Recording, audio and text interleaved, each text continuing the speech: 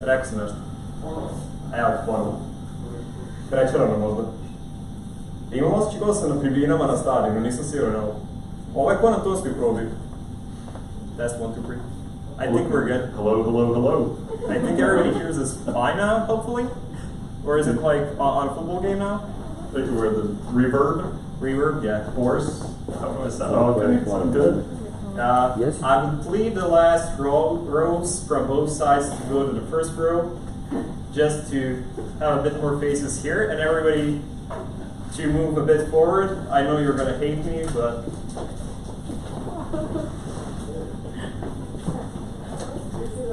Hey, you guys have tickets? Yeah, we're illegally here.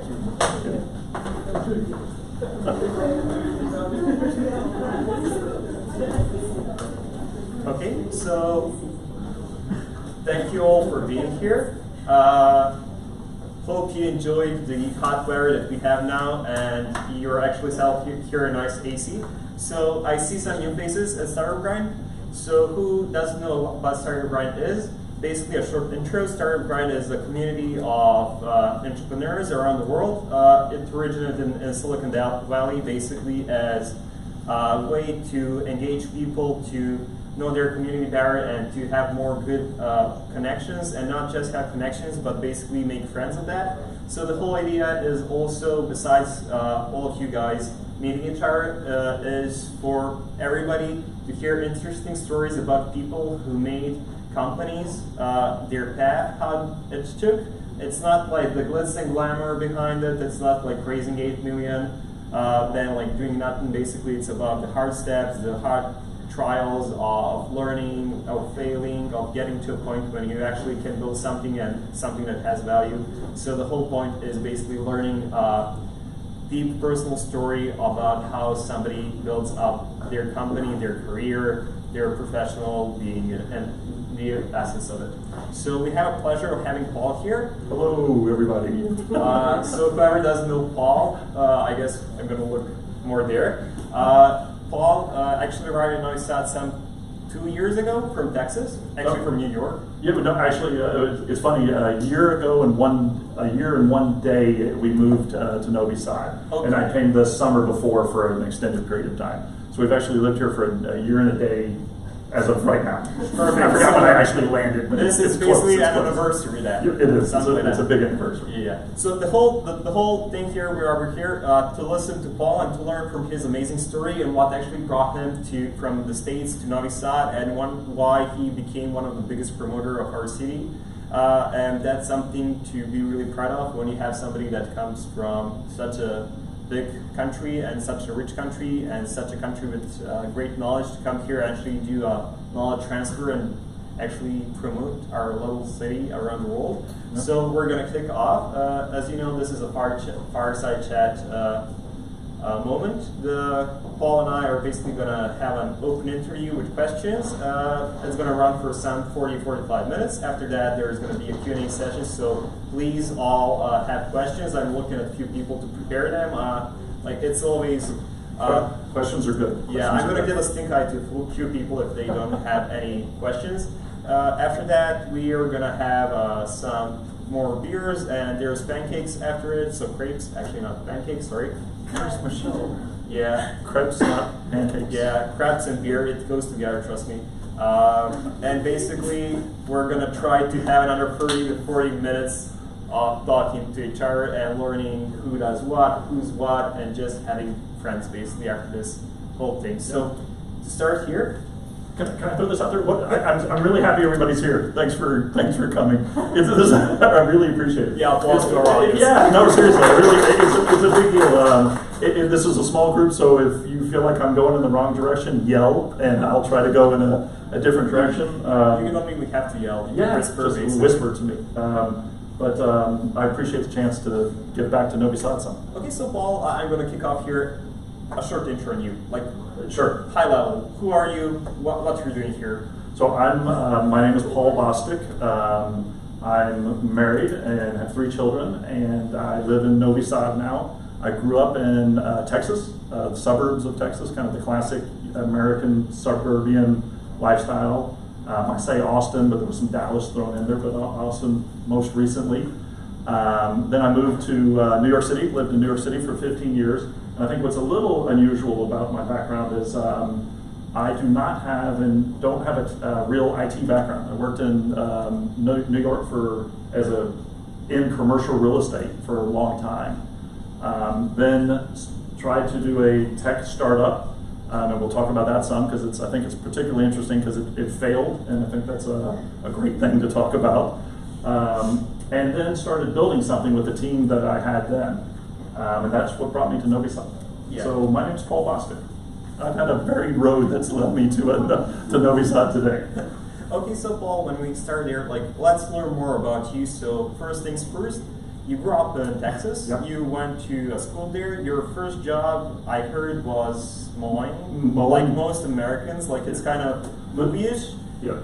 So yeah, I guess what we do at Tech Bear is very straightforward, and my first job was very straightforward. So I grew up in the suburbs, and there's tons of lawns, so I was like, somebody's got to mow them, so I started mowing lawns, and that's how I got pocket money. I probably did that from age 13 to, honestly, all the way probably up to 18.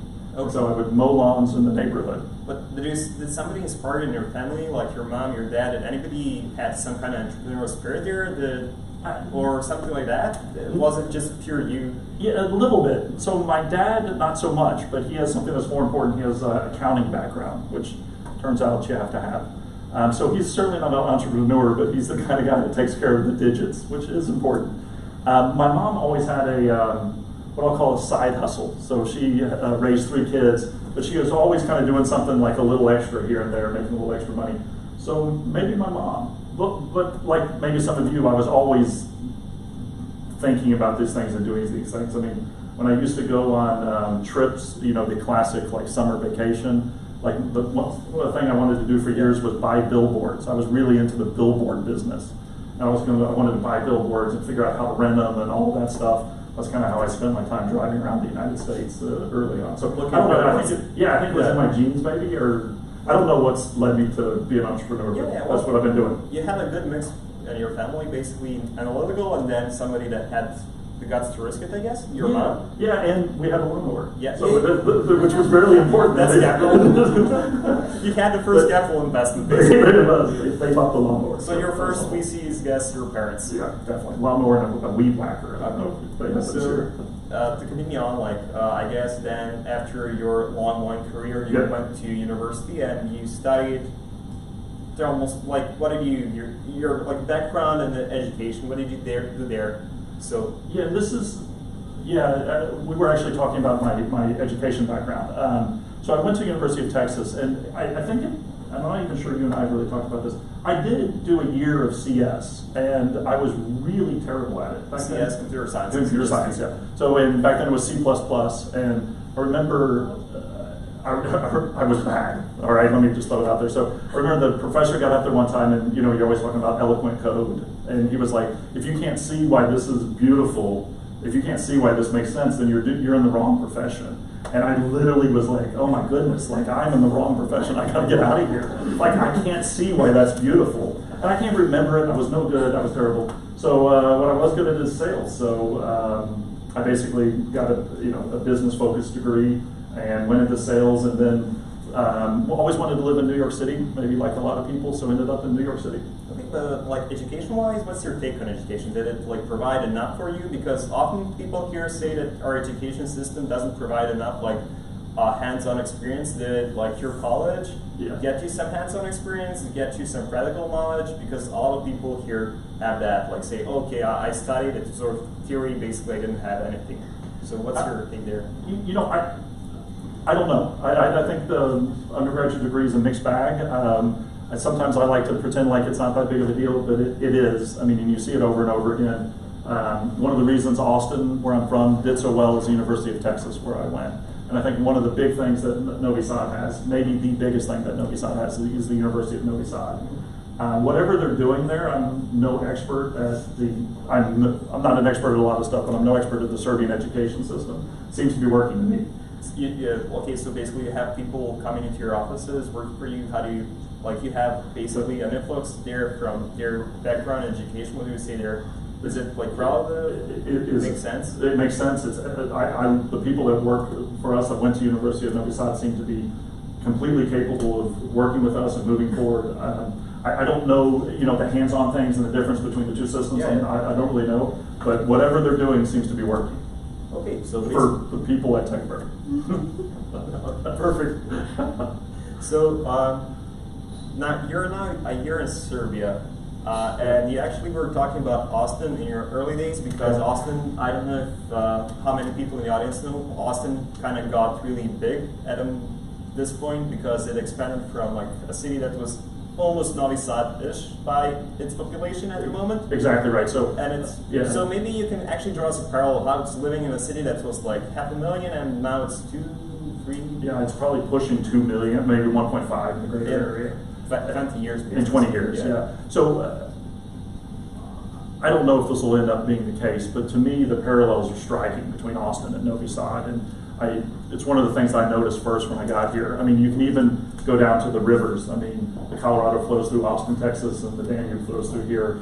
Big universities, originally almost university towns, really. So I think it's a huge driver for a lot of things that are interesting to this group. And there's a similar thing about, there seems to be cities that are winning to me right now in the world, not just in the United States and Serbia.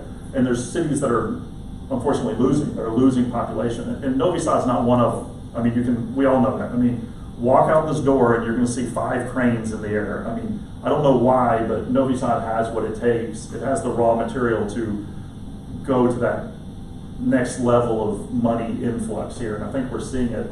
Austin did that. So in the 80s, Austin is the capital of Texas, so there's a lot of government stuff there. Huge university. The university has 50,000 people in it.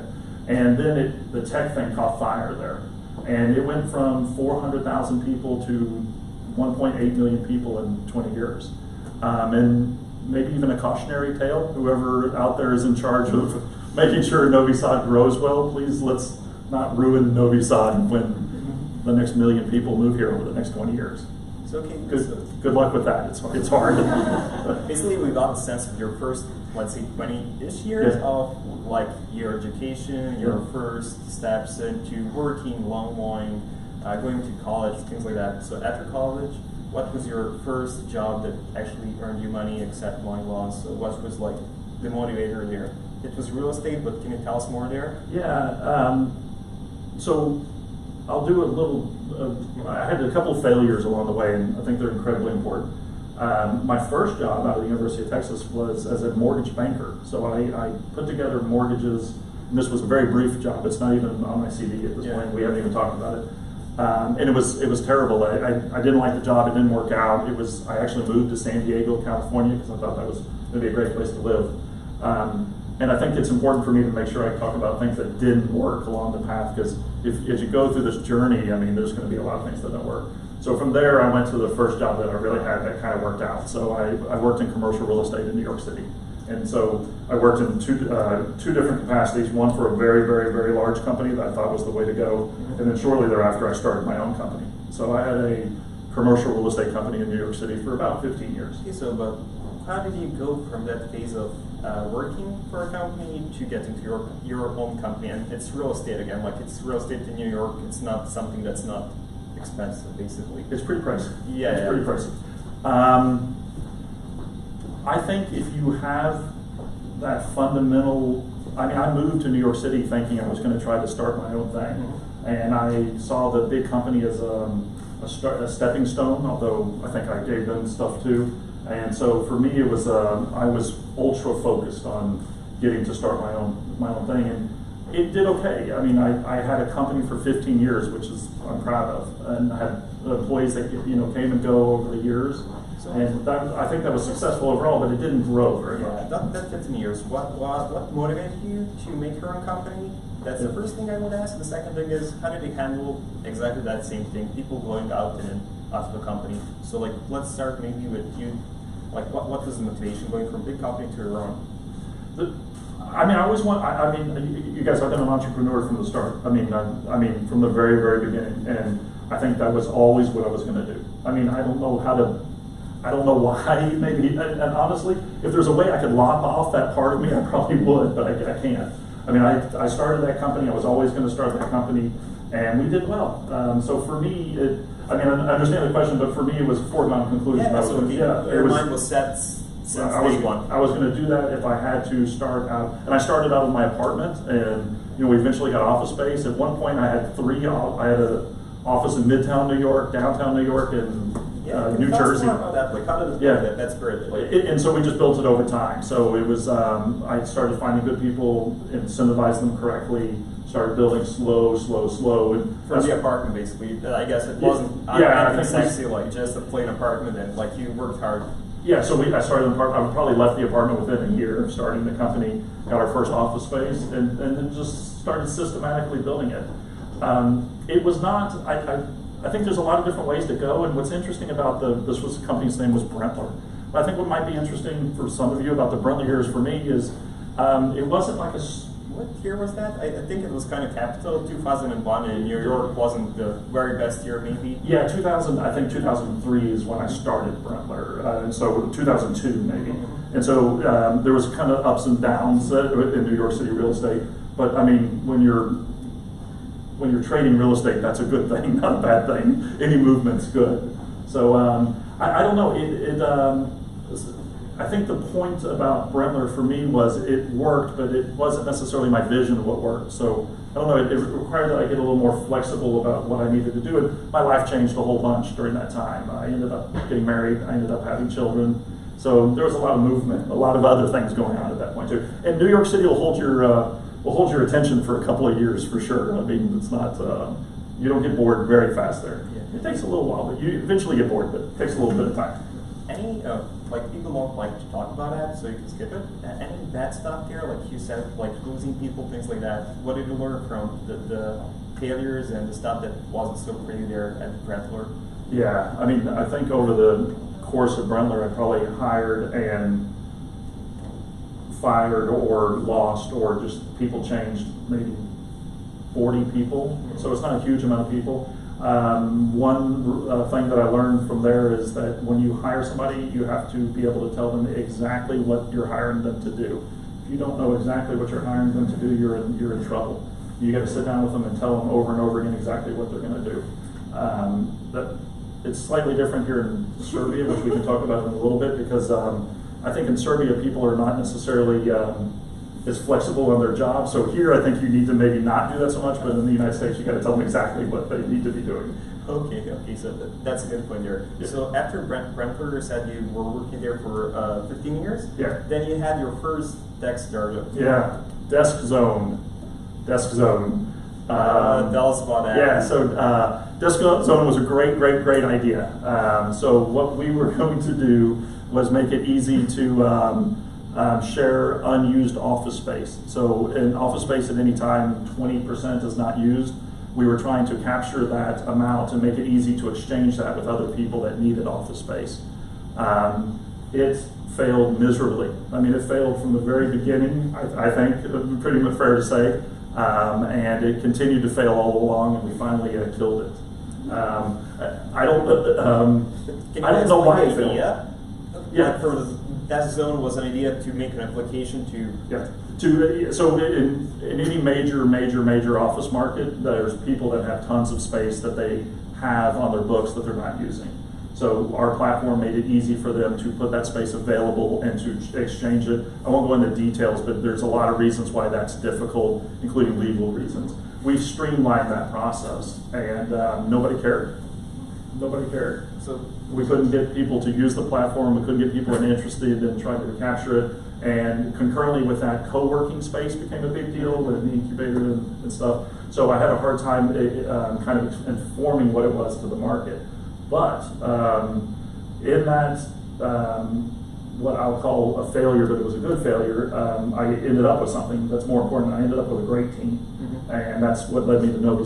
And that team, we have been able to find something that really works. So basically you made a startup and you worked with people from Novi at that time on that startup. How did that happen? Because you had a real estate company, that real estate company kind of had an idea to make an app that was revolving around real estate, and you ended up with a team in Novi Sad. So like, what's the magic behind it? The magic behind that is Boris, who's here today.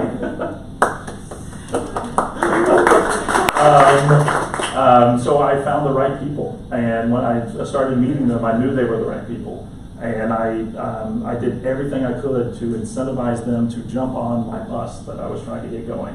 And I always felt like that's the right way to build a business. Get the right people on board first, and then figure out what you're going to do with them. And we kind of did that.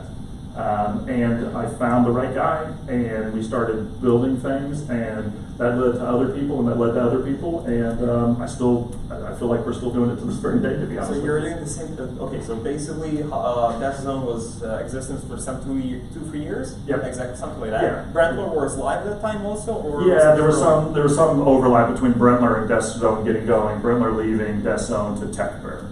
Okay. I'm not good with the exact dates, and they don't matter. But it was all kind of confusing time. Okay, but at that time, like Tech Bear arrived as agency that you're going to make here. So what's the switch like? You said you had a great team, so I guess you didn't want to lose the team, but you wanted to, let's say, pivot from making your own application to working for others. Yep. So like, what's the mindset behind that? How did that happen? Yeah, it was. I think it was even a little more simpler than that. I mean, I had a team. I had myself, and we all still needed to find work. So I sat down and tried to figure out what made the most sense for us to be doing, and went out there and started selling it like crazy. And at the time you were in New York, the team was here? Yes. So you were handling, I guess, sales in New York? Yeah, and still do. And exactly the team right. at Novi Sad handled at that moment? Yep. And I had not even come here when we kind of started to do that. So I came here the first time the summer after last summer. So the summer before that, yeah, 2 years ago now.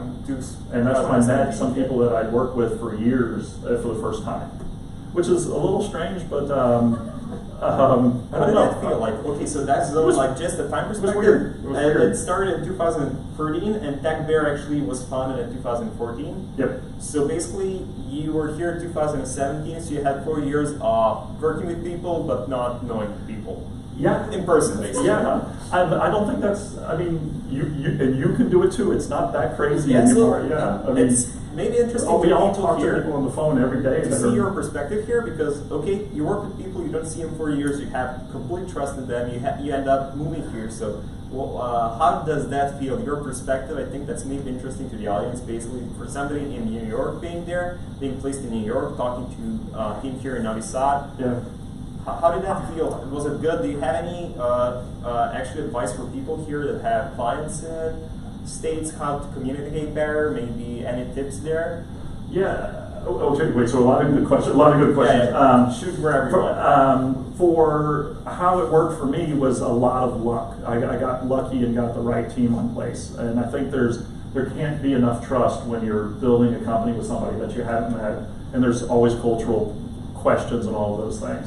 So maybe luck. I also feel like I'd like to think I'm a pretty good judge of character, so maybe that helped a little bit, but vice versa, because I mean, if you're getting hired in Novi Sad by a person that you haven't seen and worked for him for a couple of years, I mean, maybe that person has more trust than I had. I mean, that's a big deal. With today's technology, though, you can talk every day. You can talk on your phone while you're walking down the street. I mean, it's not that big of a deal anymore. As far as selling to the United States, maybe that was the other thing you said? Or? Well, basically, some people here work actually with remote people that are from the United States. A lot of people, you know, our current kind of situation in Berkeley is that many people freelance from Serbia, many people have clients that are not in Europe even. So like from your angle, what's the best approach to talk to somebody that's in America, for example, that's your client for the first time, so something like that. Like just I think that's a good question. I think that maybe one thing overall is, remember, Americans think they know a whole bunch, and don't be afraid to realize that you probably know more than them when you're talking to them. So be maybe a little more aggressive when you're on the phone with Americans, maybe. But there is no barrier to people from Novi Sad or people from Serbia selling directly to the United States or growing in the United States. We do it every day with people in Novi Sad, and we're going to continue to do it. Tech Bear is going to be in Novi Sad going forward. Okay, period. so we can say like the Dev Zone was an experiment Yeah. to try to make an application for renting free office space, Yeah. but kind of went in the wrong way. But what you ended up is a good team, a good process, and a bunch of people here in Novi Sad that can work. Yeah. So you pivoted to TechBear and explain what TechBear does basically now at this point, because you went from mowing lawns to looking at billboards to real estate. Then from real estate you went into technology. From technology you went into your TechBear. Yeah. So like, let's learn more about TechBear here. For sure. I love how the lawns thing keeps coming back up. I haven't thought about mowing lawns probably in like 10 years, but I need to put it back on my CV when I get back home. We had a guest here whose first job was killing rats and bugs, and he was like explaining how that's a really good job when you go into a ship and you have to have basically a time bomb that you have. So you can get out of it. Yeah, you basically throw the bomb and pray that you're not going to get like the gas in. So. Those dirty businesses are the best. Yeah, dirty jobs. Yeah, dirty jobs. TechBear is very, very, very straightforward. And one of the things I kind of always tell people is we make hamburgers at TechBear. It's we help U.S.-based companies, and right now we're focused on the U.S. market, work with, build, change, grow their WordPress websites. Some of the technology surrounding WordPress we work with also on a daily basis. And we are expanding into other things here and there, but I would say 90% of what we do is U.S. companies. I'll even say in the Northeast, really. I think it might even be even more specific. We help them with their WordPress websites, and that's all we do. And we're going to stick with that as our core business for probably for a long, long, long time. I love it. I love that business. Yeah. When we talked, you said something really good, like maybe we have here that kind of fog between our eyes, as Serbia says, about making sexy things at the moment, because like not making sexy but stable companies is just a really good thing, because you have stability, you have far more. Let's talk about the rat guy. I mean, the rat guy, that's not a sexy business for sure, and I think you could probably have a really great business fumigating ships or whatever he was doing, which is an interesting business. What we do is very straightforward. I mean, we have very talented people that pull it off, and it's, I don't want to say it's easy, it's not. It's hard, and more than anything, you got to keep people happy. We have people that work at it all day long, but overall what we do is straightforward work, and I like that. Every company in the United States probably pretty much could use our service. So basically, I like that. You have a process that's straightforward, you're perfecting the process month by month, day by day, making something that's actually needed in the States. I guess you're working here as sales, and you have a team of how many people now? 19 people. 19 people who are building websites, doing the whole shebang. The whole shebang. Yeah, anything that you need to have done with your website. And again, we're doing some other things that what I'll call circle that area. Okay. But let's keep it simple for now. We help them with the WordPress website. So U.S. companies need to do things. API attachments come to mind. We can help them do that. We can polish it around the edges. We have graphic designers. And we're kind of a one-stop shop for them, and they like that. They just want to call us up and tell us what to do, and then not worry with it again. Basically, a company comes in, they need a website, you're there to provide them a full website. You got it. That's based around WordPress as a platform. And we can do that all the way through, and then when they need help in the future, we can help them with that too. They like that. And you actually then, when you do that, you deliver it, you make a good impression then, and I guess you work off referrals and... Yeah, we've been real fortunate. Referrals are the best way to grow a business. We've been real fortunate there. I would say probably 1 out of 4 clients gives us a new client. So we're kind of growing organically almost as fast as we can handle. We do sales, I do sales, and honestly, that works out well too. You kind of have to know the market that you're selling to, and that's all I do. So I think that's a little part of a wrinkle maybe in what I've been doing here in Novi Sad is I think it does help to have somebody that really knows the market you're going to. And everybody remember, I only know the United States, so there's all sorts of, there's Serbia as a market, there's Europe, you guys are right here between, there's the Middle East, there's all sorts of other stuff that I think might be more interesting. I'm sorry, I just don't know it. The only thing I know is the United States, and that's what we're doing. Okay, because of me, because that's what I sell to all day long. Okay, so it's going to be more personal now because we know what TechBear is. Yep. How did you end up coming from New York to Novi Sad, and how did the idea spark? Like, why did you move? Well, Somebody said, oh, but I'm working.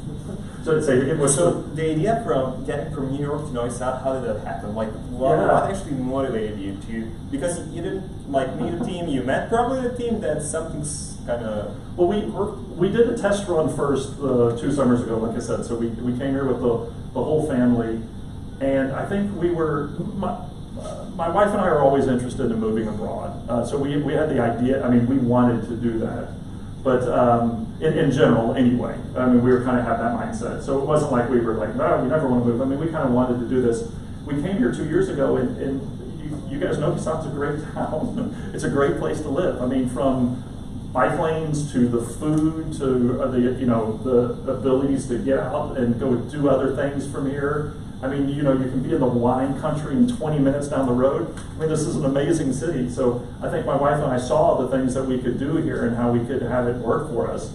And we got to be sold. We moved back to the United States. We started thinking about it more and more. And one thing led to another, and we were like, we got to do it. We also have children. So some of that's because this was the right time with the ages with our children. I mean, if our kids were about to graduate from high school, maybe we wouldn't have moved here, but it worked. At that time, it worked out well, and it's worked. I mean, it's very different living here than the suburbs of New York City, for sure. But overall, it's worked, and it seems to be even getting better. It seems to be getting better. So, like, maybe let's focus now on that part about Novi Sad. Basically, how does it feel to you, like, growing business here? Does American companies have a problem that you have a business here in Novi Sad? How do you handle that? Like, because you work from Novi Sad and. Yeah, we went back and forth on that for a while, actually, and we finally, we're very comfortable having, Tech Bear is very comfortable having an office in Novi Sad, and if you guys go to our website, you'll see on our Contact Us page we have an office in Novi Sad. I think what you might be alluding to is sometimes it's hard in the United States to sell if they feel like you're going to be, quote-unquote, outsourcing it or any of those things, too. We're comfortable with that. People that aren't comfortable with that, who are, I think, fewer and fewer people, aren't a good fit for us, and we're happy, but we understand. I mean, if you need the guy that's next door to you right now, we're not that person. If you want us, we're there, we're ready. So we're kind of comfortable with that. You will find that there's some friction, I assume, with any country, but if you're in Serbia selling to the United States, sometimes they're going to be like, I prefer to deal with a guy down the street or whatever. That is what it is. There's plenty of fish in the sea. Okay, but one more thing there. So, okay, what was hard about building a company here in Novi Sad? Any hard points? Like when you arrived here, okay, you weren't even here, so that was hard because we're remote, making a company in Serbia. Never visited the country, I guess. That was one. What was not hard? I mean, there's a lot of red tape here. There's a lot of boy, you guys love going to the bank. I cannot take going to the bank. Paying cash all the time. Can we talk about the cash thing? I mean, that's like, feel free. That seems insane to me. That, I mean, everybody walks around with cash, going to ATMs and so. I mean, it's harder to set up a business here, a corporation, than it is in the United States. But really, those aren't big deals. I mean, like, listen, I wish I didn't have to go to the bank so much, but it's not the end of the story. And what you get is, you get a highly educated workforce that are normal people, nice people, and yeah, so the payoffs have been worth it. Is it easier to set up a business in the United States and run the business for the daily stuff? Yeah, but I think the friction here that you run into is more than offset by the advantages. The advantages are huge. So, again, advantages. Can you seem a bit more like? Yeah. Just working here, so like from the people to. Yeah, I'll start. You guys yell when you get bored. Work-life balance here is sustainable. Ideas on family here are better. That's also sustainable. You find that in the United States, there's actually. I think you can actually explain a bit that more because I don't think like even I realize work-life balance here because like. Yeah. So the IT sector in the United States is particularly bad about what we'll call work-life balance. The hours that you work in the United States are much longer, and people feel like that they are to a certain degree, creating more because of that. And it's worked its way into the culture. It's ingrained in the culture. Nobody goes home and doesn't work. Nobody takes a week vacation without checking into the office constantly. And I think that what you find there is, we'll see, the future will tell, but I mean, it does become unsustainable after a little while. I mean, this is one of the reasons why it's so hard to have young kids if you work in the IT sector in the United States. Women in particular have a hard time staying in the IT sector because a lot of times they're primary caregivers. And it just goes on and on. Serbia, Novi Sad, has a much better work-life balance. And that's just one of, there's a lot of things here that are good. That's one example. Because of that, I think that we've been able to do something that's incredibly important in IT companies is we've been able to keep the same employees for long periods of time. We have somebody here today who's been with us for 2 years. Sorry, I won't bring up my team anymore. But Yubica has worked with us for 2 years. And a 2-year run in the United States in the IT company is painful for sometimes. I mean, there's companies that do great, and there's companies that don't do good. I don't want to. There's some people that are doing really well. Overall, here it's sustainable, and I think that overall sustainability is going to add to more growth. This is what I'm hoping. So maybe even better culture in a sense of company culture. Does that feel different? Yeah, the reason I hesitated a little bit is because there does seem to the culture here does seem to be kind of European at times when it comes to work. I don't know if all of that's 100% great, but overall, is it better? Yeah, I think it's better. And I think I talk to people from Novi Sad all the time that don't seem excited about the possibilities here, and there's a lot of reasons to be excited, and that's one of them. I mean, the ability to build something here is possible, and maybe even a couple of these things we're talking about are important. And you might find there's large companies that come from here that have deep roots, and maybe from some of the stuff we're talking about. Yeah, but can you, again, just a bit more advantages of working on Novi Sad, for example, like work-wise, not only like personal living, but working, like what do you say, like there are other advantages except like having the work-life balance? Yeah. Any other, like that you can think of? Yeah, I mean, the University of Novi Sad, again, I think is a huge thing. It's very easy for us to find talented, educated people, which is a big deal. Other than that, I think working here with I'm 46 now, I'll say young people that are 25 or whatever, is probably very similar to, it seems like everybody's kind of the same. So other than that, I think it's very similar, but there's some advantages that I like, that I've seen along the way. And you guys have only been here a year, and I'm still figuring it out. But it's been an interesting year to see how it's different here, and trying to take the best of here.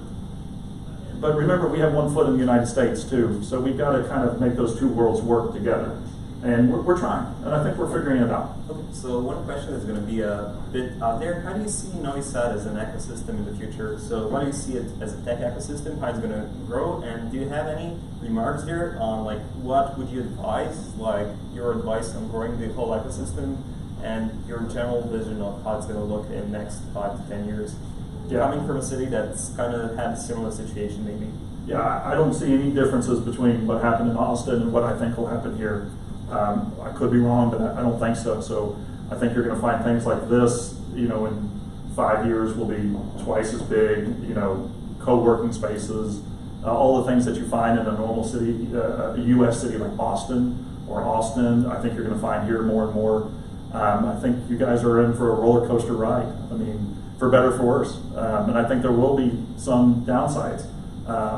Hopefully you guys can manage those downsides, maybe better than Austin did. Austin didn't really do a perfect job of that, but people still keep on coming today. Whatever it is that Novi Sad has, whatever it is that Austin has, and there's other places too, Nashville, and there's probably other places around the world that I don't even know about. You guys have it, and man, good luck. It's going to be a heck of a crazy ride over the next 10 to 20 years. I mean, I think you'll see exponential growth, and all of the good things and the bad things with exponential growth. So be careful what you wish for. Everybody wants, you know, more jobs, more people, more business. I think you're going to get it. And on that note, what sectors actually planned there for the next 1, 2, 3, 4, 5, 10 years in Novi Sad? Yeah. So I think I've stopped doing 5-year plans because none of my 5-year plans have ever worked out at all. So I try to do a 1-year plan, and some of those don't work out. But our 1-year plan is we'd like to be 60 people by next summer. 60 people? 60 people by next summer. So, quadruple? We'd like to triple the number of people we have over the next 12 months. So, more people here. Milos. Milos does HR for us. I don't know if we're going to make that, but we're going to probably come pretty close. I think we're going to come pretty close. Okay, so because this is going to be a candid question because I actually have a friend from Austin watching the live now. Nice. And like because Ryan is watching this, I have one probably. Hello, Austin. So like, is he mad I said bad things about Austin growing too fast? Probably. Who knows? Maybe I'm going to see. He's stuck on I-35 right now. That's like a Austin joke. Okay. Yeah. So anyway. basically, this question is maybe directed as him as much as to you. Okay. Why would you tell people from Austin to move to Novi Sad? Oh man, I mean, well, there's a lot of reasons, not all of which. I mean, just the lifestyle here is great. So I think the reasons people were moving to Austin in the 90s and the aughts and I guess at this point the 2010s are the exact same reasons and things that Novi Sad has. So the things that moved you to Austin that now aren't working for you, and Austin works, it's just had too much growth, are still here. But honestly, I don't know if I want them all to come. So maybe I'll say don't come. But if you come, you're going to like it. You're going to like it a lot. You're going to see a lot of the things that you saw before that maybe you've lost. Yeah. Any points there? Like what things? Like yeah, there's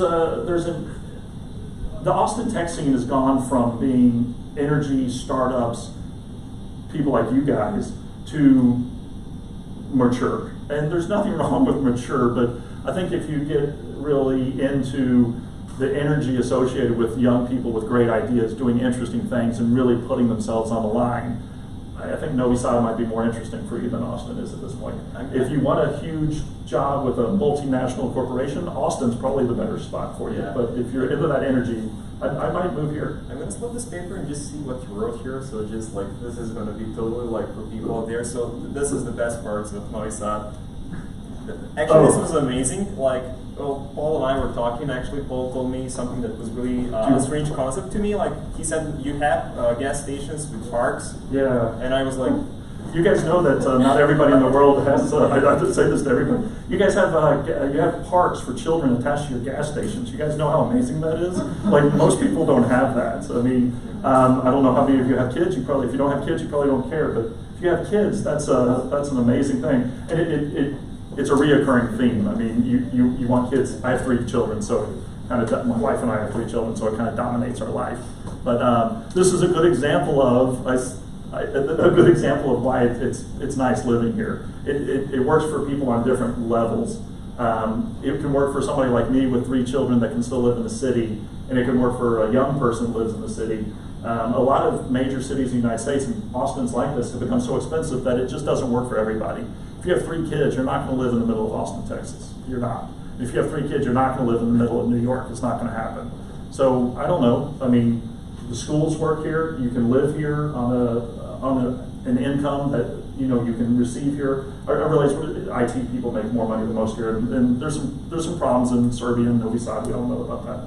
You want me to read these or allowed? If you want, you can actually. Some of these are pretty funny. Bike paths, not most cities have bike paths, right? You guys have a full bike path connectivity all the way out to Telep and beyond. Actually, you can now go to Croatia by bike. There you go. I mean, you guys, that's like a great way to live. For Americans, the history here is something it's everywhere, and for us, it's amazing. I mean, there's Roman ruins, 20 minutes from here. I mean, I'm sorry, you guys, I get a thrill out of that still to this very day. I love, walking in the middle of town and seeing buildings that were built in the 18th century. I mean, I don't think that's going to wear out for anybody anytime soon. Relaxed culture, yeah.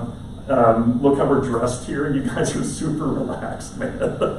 It's very informal here, and kind of that's that Austin thing again, and that's really good. I put down the Danube here just for the hell of it. I love looking at I love looking at the Danube. We live close to it, so that really works for us, And then the things that I hope you don't lose. I mean, the parks, the ability to have a family in the city center. I mean, these are hugely important things when you talk about building a business for the long term. And I think you're going to continue to see people move here because of these things. We've enjoyed living here. I mean, there's challenges, and I think everybody knows that. And I think it's important for Serbians sometimes to to say, hey, there's challenges. It's not easy for everybody, and man, those things are all true, and I'm not in any way trying to say they're not.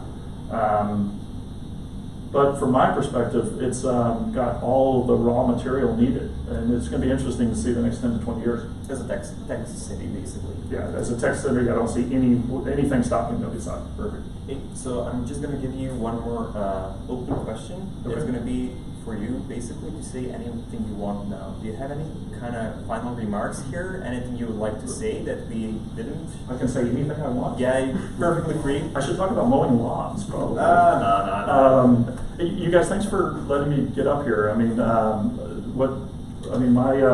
my path to this point has been weird, varied, and hasn't always worked perfectly. And it's a big deal for me to be able to do whatever I can to. My world's small. I sell to the United States, but in any way I can help. If you want to reach out, if I can help you or bounce ideas off of me on how you might be able to do that, I'd love to help you. Be my pleasure. I don't know if that wasn't really a question, but that's my final statement. Okay, that's your final statement, and I'm going to say it's time for questions. So hope to see some hands there. I'm looking at people, so please. Hand. Oh, come on. Okay, perfect. Can I talk like this? Yeah. Perfect fine. Yeah, we know each other. The thing is, I live in Belgrade. I work in Novi Sad. And you've been mentioning, and you've also been saying that there's potentially a negative thing is growth that we all see, and that's also changing the city, but it's also changing the workplaces in terms of also work-life balance and things like that. Definitely. What are the things that, sorry. And that's one of the things that will continue happening, so fear. And it's my impression as well that we are changing a bit from this European work culture more towards this American work culture of living the American dream where work takes a lot of your time. What can we do? What actions can we take, both as entrepreneurs, employees, bosses, CEOs, doesn't matter, to put our conditions out there to not see those things changing, to keep this work-life balance in some extent? How can we behave? What are those things that we can do? I have no idea. I mean, I wish I had an answer for that. I mean, we've struggled in our company to meet the demands of American customers with exactly what you're talking about. I think some of the key people at Tech Bear are trying to come up with ideas on that because we're coming up with ideas, shifts, trying to have teams work. So remember, we have also a hours difference, which is a killer, which is a real problem, especially when you start having a family. So I don't know if you come up with some good stuff. Would you please tell me? Because I think that's a really, really hard thing to. First, you just got to be aware it's there, and not let it.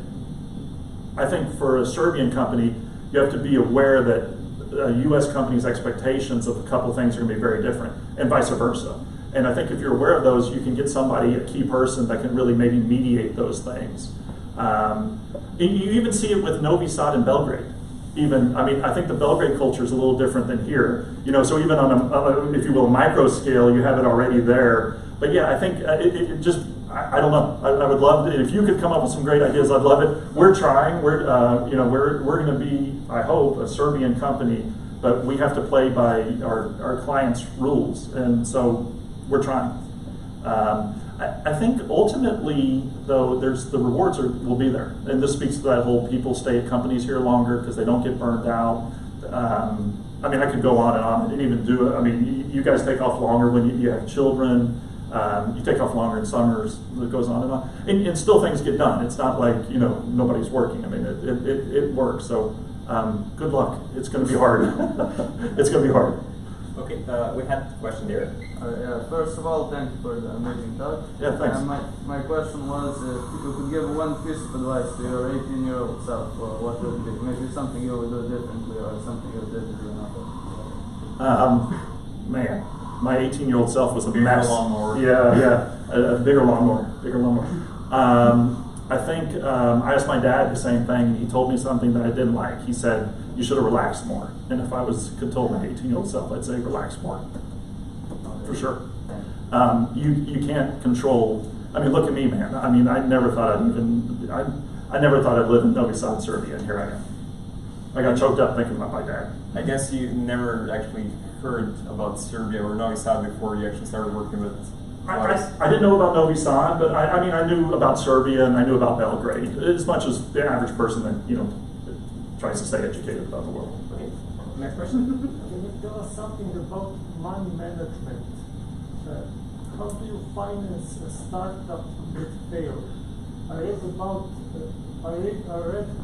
Elon Musk biography. He had to save millions of dollars to invest in startup, but their startups grow. They didn't fail, but your startup failed. What did it mean? That you lost your money or savings or what? How you didn't bankrupt? No, but I blew through a lot of money. So I was personal money. Was able to save some money out of my prior experience as a commercial real estate person in New York City, and Desk Zone blew through a lot of that money. I will say it's way easier now to keep costs low, and that's a huge. One of the elephants in the room is that it costs less to run a company in Novi Sad. We all know that, but it costs less to run a company in a lot of different places, and I think Novi Sad has some extreme advantages that some of these other low-cost places don't. But I think for me, the answer is and still is bootstrap, cheap, cheap, cheap, cheap. And I haven't taken any outside funding and don't plan to with TechBear. So I had a little extra money. I was fortunate, and I blew through that money. And TechBear itself took 3 years before we were even close to moving forward. So I was fortunate to have had savings, but that's, and of course we're not doing, what Elon Musk was doing. I mean, I focused on very straightforward things that you can get revenue fast, WordPress websites in the United States, which if you don't have backing might be the way to do it, not WordPress. So your primary business finance, first business that failed and second business that didn't fail. That's exactly right. Yeah, that's exactly right. And it was scary. It was really scary. Next question. We have one more hand there. Feel free to shoot. Yeah, so thank you for the great story. Yeah, sure. You mentioned that a lot of your customers now come to you organically through other customer referrals. Yeah. How did you get your first customers, and which channels are basically working for you except for customer referrals? Yeah. So first customers were really straightforward. They were commercial real estate customers, that people I knew. So I walked out of New York City with 15 years of contacts, and I started dialing those people up. And that's the way to do it. I knew that industry, so when they, in whatever industry is fine, it doesn't matter. But I knew the way they talked, and I just went after them, and we needed business, and I went after that business as fast as I could. Now we have a couple of sales channels, if you will, and we use them all, and we've gotten kind of better at it over time. So we use we're nothing fancy. I don't probably want to go into details of all of it, but we use a variety of sales channels, funnels, down to myself, and actually we have a new salesperson named Nick, who I'm excited that's on board, and we just keep going. The word of mouth is hugely important, and that's one of the ways we've been able to grow. We charge less and do better than our competition, so it makes it easy to grow. Yeah, another question there? Start with what you know. That's what I do. That's the only way to do it. So in regards to your first business, first startup that failed, you said that people basically didn't care. Are there any other insights on regarding the reasons why you think it failed? What did you gain from those insights, and what would you do differently if you would start that business again? Yeah, great question. I'm gonna just brainstorm a few things, because one of the things that happened with Desk Zone was the name of it, is concurrently with Desk Zone, other things happened, I'll call them macro things, that I couldn't have controlled or even foreseen, the rise of co-working space. So I was trying to make something that was very easy to share your additional space, and concurrently with that, all the oxygen was sucked out of that conversation by WeWork, which is still sucking all the oxygen out of that conversation. These are co-working spaces over the world. I don't know if anybody knows anything about that world. So I would have to tell you, if I had, one big thing was just a macro thing that I couldn't have seen coming. Nobody could. I mean, and I think we pulled the plug as fast as we could have. You don't want to pull too fast, but you don't want to wait too long. And we finally pulled the plug, and it was the right thing to do.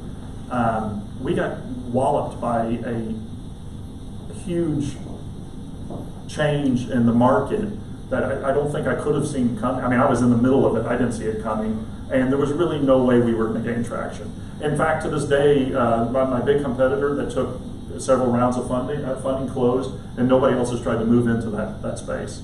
I wouldn't touch it with a 10-foot pole. So I don't know, man. I think it was destined to fail. There was a lot of things that were never going to make it work. I couldn't even explain to people what it was. I mean, if you're trying to explain to people what you're selling and they don't get it, man, you're in trouble. And I was in trouble. Any more questions? Come on, fishing. It's okay to fail, man. I failed. I failed on a daily basis. A mantra that we should have here in Serbia because people are often afraid to fail. Yeah, I can see that with some of the people that I've worked with and dealt with. I mean, if you start your own thing, you're gonna fail eventually. You're probably gonna fail spectacularly. I mean, there's no way around it. Okay, next question. I'm curious about the culture fit here. So thank you for all the nice things that you said about Serbia, Novi Sad, and your team, obviously. But I'm curious how difficult it is for you to find good quality people, and what's the turnover in your company? Do you have some issues with it? I think we've done really. I'll address the turnover first because it's a huge metric in IT companies. We have very little turnover. With you guys, I mean, we've had as far as people that have come on board have stayed, and overall, I think that our corporate culture has been able to grow nicely. And we try hard, and we've done a lot of things to try to keep that going. I don't know what the magic bit has been, but I think we're kind of got something really nice.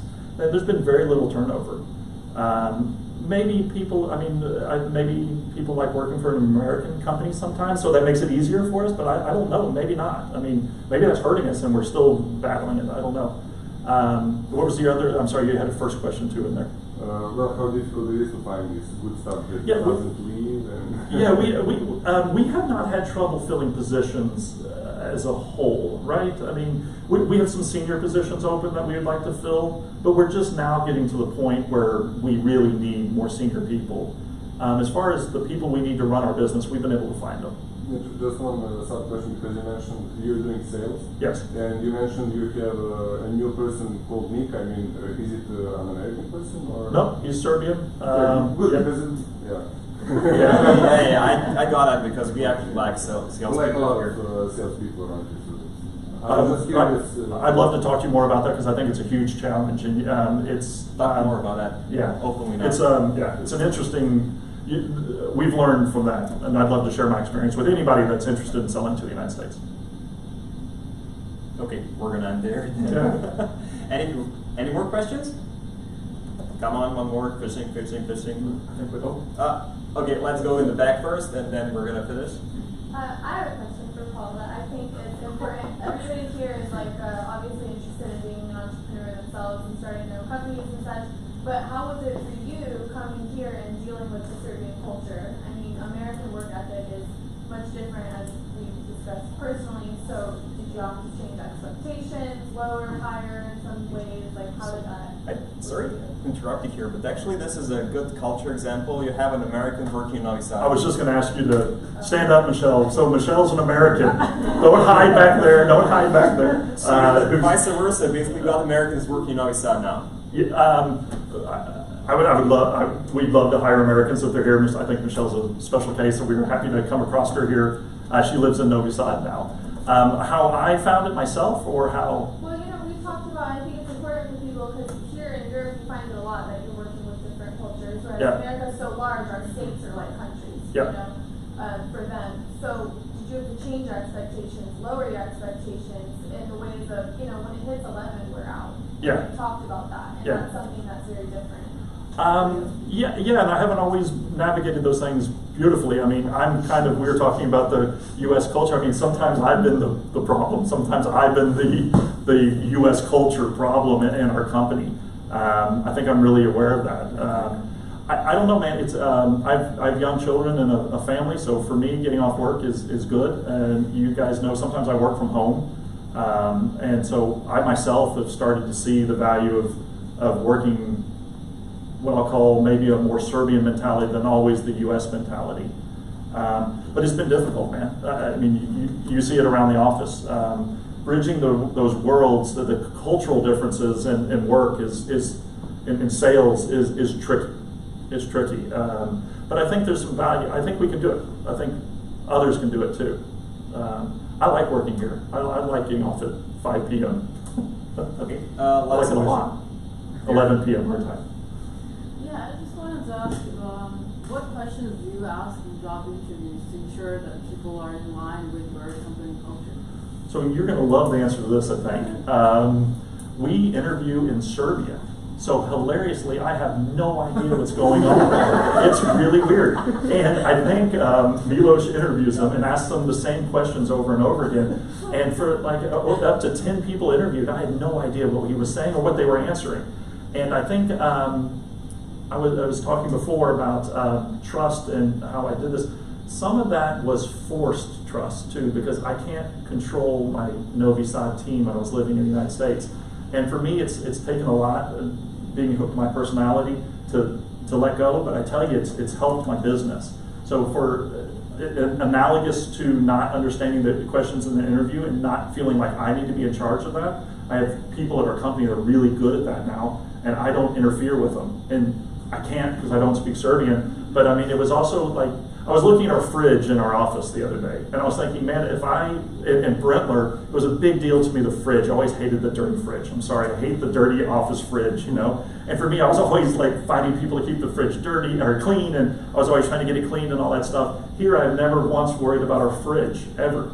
And it's because I can't control it. I don't know how to, I'm just not in there. So I've been forced to not micromanage. So I guess the answer is I'm not involved with that, and it's really paid off. I've gotten other people involved and forced them to be in charge. We probably do less micromanaging than most companies, and I think that cuts both ways. So people in our company have a lot of responsibility, and they make it happen. But I don't tell people how to do the job. I ask people, we figure out what we need to do, and then they need to do it. So I don't know, Milos, what do you ask them? No, I don't know. Milos asked them a bunch of questions. No, but this is actually a great answer. It's scary at times because you have to not be in control, which is not something entrepreneurs like. But maybe that's been some of our secret, is that I can't be in control because, man, I don't speak Serbian. I wish I did. I really wish I did, but I'm not in control of it. So I've kind of been able to let myself go from that, and it's such I've been able to concentrate on other stuff. All I do is sell all of it day long to the United States. That's it. That's my only job at our company. Okay. Before we finish, actually, I'm going to invite Milos just to stand up and say that Dekber actually had a few gifts for you. So Milos. Oh, nice. Yeah, we actually have T-shirts and thermostats for all of you. So. That's some nice merch, and there's going to be Bear swag. Yeah, you're going to have some swag afterwards. So, thank you, Tech Bear, for having us some swag. I would just like to say we're finished basically with the official part. So please stay on and have a drink, grab a bite. Please go to Paul and ask him questions. Also, I'm going to say this blatantly: they're going to expand to 60 people. So if you know anybody that's interested, or if you're interested in working with Paul and his team, we'd love to talk to